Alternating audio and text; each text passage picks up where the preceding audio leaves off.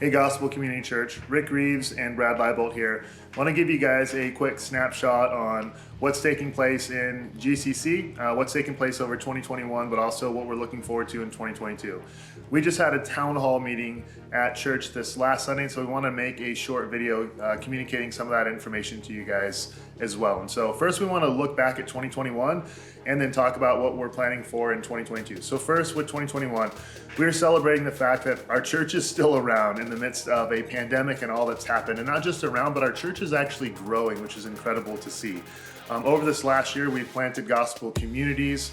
We've seen people whose lives have become awakened to the gospel. But we've also just seen a church grow in what it looks like to display gospel maturity in our relationships with one another in the midst of conflict, in the midst of so much turmoil going on in society. We've seen just our church, I feel like, grow together and even grow stronger this year. And so we're encouraged by that.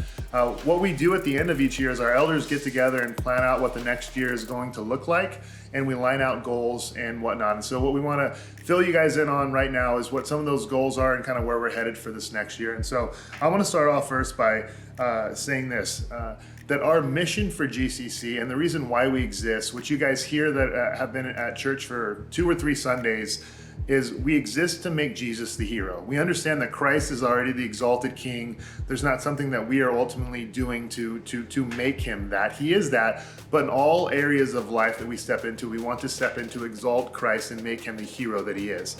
But one of the things that we are understanding is that if people ask, what is the vision for our church or where are we going? We want to make that language clear as well. So our vision for Gospel Community Church is to see Oregon saturated with gospel-centered churches that are making Jesus a hero.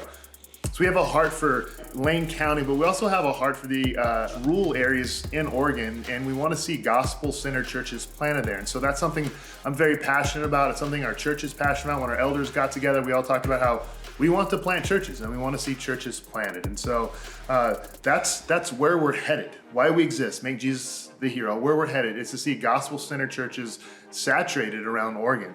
How are we going to do that? The way we are going to do that is through us faithfully living out our core values. Our core values are listed here behind us. They're gospel centrality, community, mission, and transparency. We are going to add another core value to that list, which is joy. And the reason why is the Bible talks about joy from beginning to end. In fact, the New Testament uses that word about 58 times. And so it's something that is really there in Scripture. And joy is not connected to a situation or circumstance, but something to a relationship that we have with Jesus Christ. And so we believe Christians should be the most joyous people on earth. And so we want to model and display that. But we believe that the way that we actually make this happen, to make Jesus the hero, to plant gospel-centered churches throughout Oregon, is to live out consistently what our core values are. The way we do that is through gospel-centered saints living joyful, transparent lives together on mission. And so that's why we exist. That's where we're going, our vision, and that's also how we're going to do it, through living out faithfully and consistently to our core values. And so a few other things we want to just briefly share with you guys is what our goals are for this next year. I'm going to go over those goals, and I'm going to turn it over to Brad because he's going to talk about the resources that are needed in order for us to get to those goals. And so first, our number one goal for this next year is to roll out church membership. And we don't just want to roll out church membership to have it, but we want to do it well. And one of the things that we also want to do, which is our second goal, is raise up more elders. We want to have 6 elders by the end of 2022. So we have some guys that we're currently looking at to join that process, but we want to have 1 elder for every 20 to 25 members as we roll out church membership. So first goal, church membership. Second goal, raise up more elders. And our third goal is to plant 4 new gospel communities. Our church is growing. We need more gospel communities, and we need more gospel community leaders.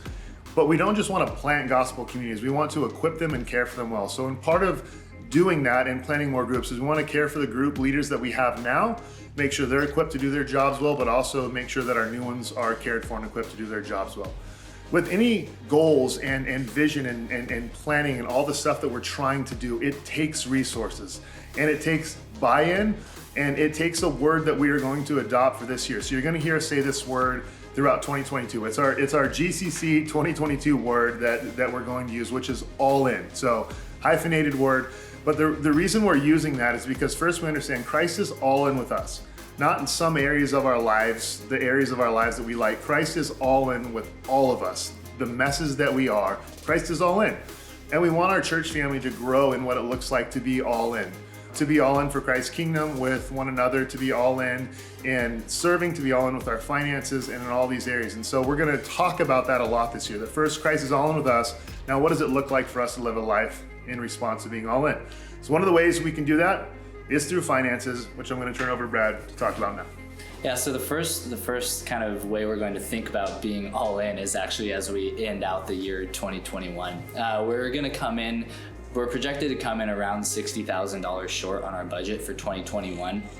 And so we're going to ask our church family to consider what it looks like to be all in right away, so that we can cover that difference and not go into this next year with that deficit. The $60,000 we're hoping to cover with our year-end gift. So every year we ask the church to give to a fund that we label a year-end gift. It's an additional fund that goes above and beyond our normal regular monthly giving. And this year we're going to allocate 70% of that year-end gift just in-house to try to cover that deficit so that we can go into the next year breaking even and not having that deficit.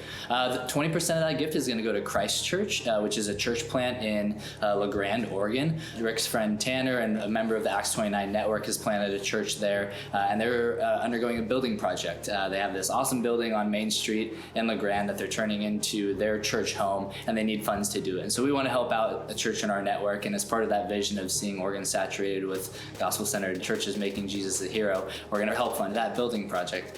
And then the last 10% of the year-end gift is going to go for staff Christmas bonuses. It's been a crazy year with COVID. We've moved locations. The staff has just worked really hard and done an awesome job. And so we're hoping to bless them with 10% of the year-end gift. So you can start doing some math. $60,000 is as 70% of that year-end gift. We're hoping for a large gift. And the way that you can do that, the way that you can contribute to that, a couple ways. One, online is the easiest. You can give online at our website, gcceugene.org, or a check, and in the memo line you can write 2021 year-end gift. So that's where we're coming in at the end of the year, looking back at 2021. Looking ahead to 2022, here's what our budget's going to look like. Just kind of our normal operating expenses. To kind of make a GCC happen, the budget is $350,000, which is on par with what it cost 2021, kind of our operating expenses. So we're not actually going to increase what it costs to make GCC happen, but in order for us to meet that budget next year, our giving needs to increase by 20%. That's the normal operating expenses. We also have some hopes, some goals, some kind of special projects and dreams that we would love to fund as well. That's going to be above and beyond that $350,000. Those things are an office remodel. Actually, the space right behind us here, we're taking into our lease this coming year, and we can remodel it. That's going to take resources. We want more office space and kind of a multi-purpose room for youth events and classes and that kind of thing. So that's one thing. Another thing is we'd love to make a space in there for podcasting, set up a podcasting booth so you can hear more of our lovely voices throughout the year. And then also education, training, and conferences for both church members but also staff.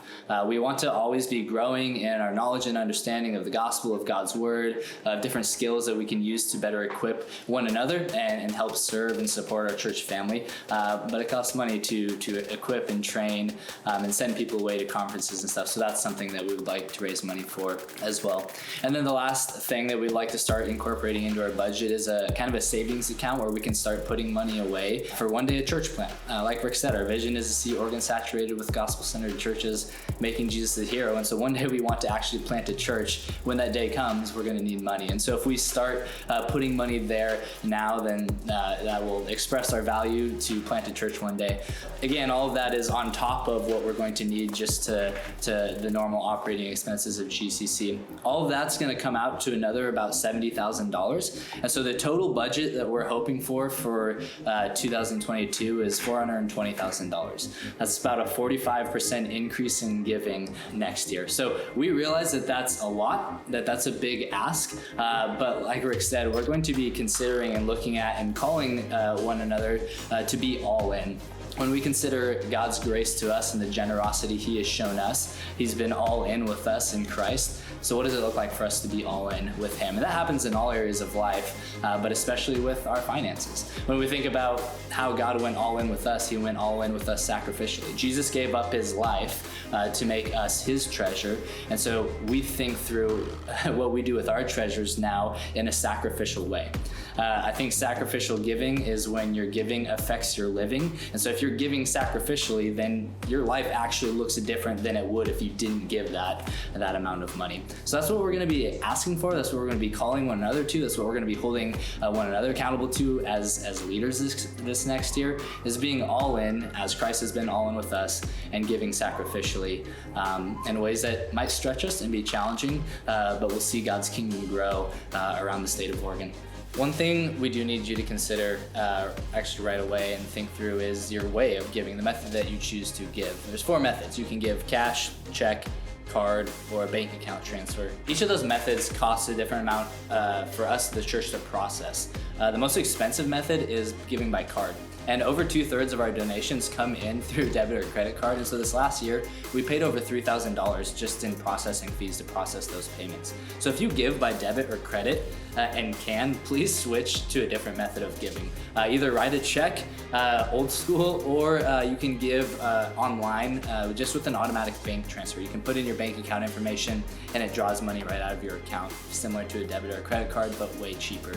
So if you can do that, we'd ask that you'd consider that. It would save the church a lot of money, and actually more of the money that you give would be used for kingdom purposes rather than just paid to the bank. So if you can consider that as you think through giving your year-end gift, but then also setting up donations in 2022, I would ask you to think through the method of giving as well. Couple last things real quick, church family, just to be super direct. I think sometimes we hear these things and go, awesome, I hope someone else takes care of that. But part of what we're communicating here is that we need our church family as a whole to join in and help with this. And so the number that we're hoping to raise, which is a big number, we understand, is $150,000 for a year-end bonus. That is big. We understand that. But what we're hoping is that you guys are hearing this and saying, how can I contribute to this? How can I get behind this? And so I want to close by saying that we are truly grateful for our church family. We are thankful for the grace and patience you guys have with us. We're also thankful for just your faithful laboring in the gospel with us.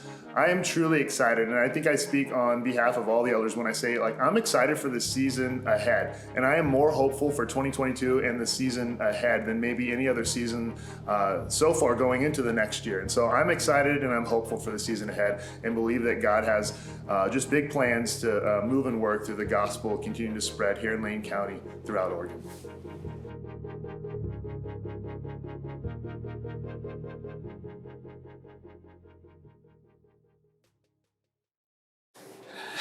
I can't freaking do it. Okay. We were doing so good. And each of those methods. Each of those methods. Okay. We're excited. I truly mean this. I just whistle.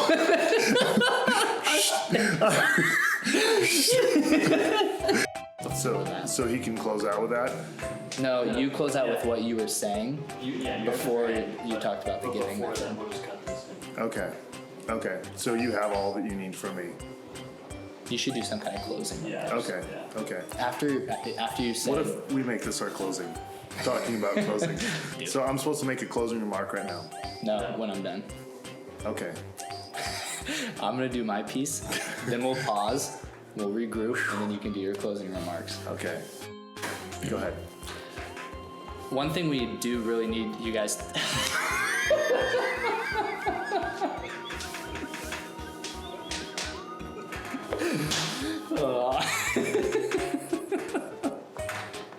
You were on a roll. I was doing good.